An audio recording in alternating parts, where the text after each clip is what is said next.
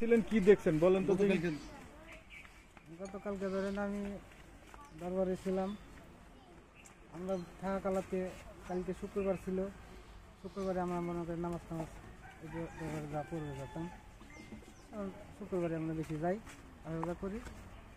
তবে ওই সময় দেখলাম যে মাঝে মাঝে সব লোকজন আইলো, ধরেন এসপি টেসপি ডিসি সব আসি দেখলো, দেখে বললো যে না তোমাদের যেটা আদেশ করা ছিল সবটাই তো পালন করছে, তাহলে তারা তোমাকে 6 সমস্যা কথা না।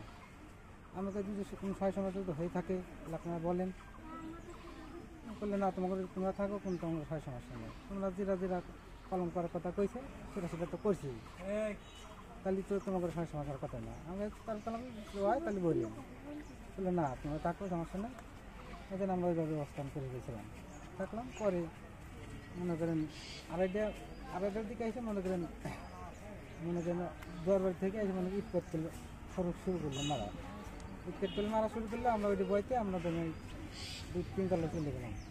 3 তলা যা বিল্ডিং গেছিলাম, থাকা কালাতে আর মনে করেন আমরা কিছু দেখি নেই, মানে কেউ সেখানে চলে দেখি এটা রাসেলের কি মারা গেল? কি মারা গেছে কিনা মারছে কিনা ওই দিন দিই। আপনারা বের করে নিয়ে আসতে পারেন? আমি যেখানে আসলাম পরে দেখলাম যে তলে আগুন ধরা দিয়েছে বিল্ডিংয়ে, তলে আগুন ধরা দিয়েছে, হয়েছে করতেছে সবাই। পরে এখন আর্মিরা এসে আমাদের উদ্ধার করে নিয়ে গেল। আপনার নাম কি? আমার নাম জাহিদ।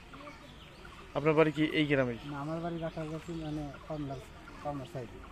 রাখাল গাছি, দেবগ্রাম রাখাল গাছি। হ্যাঁ, রাখাল। আপনার নাম হলো মোহাম্মদ জাহিদ।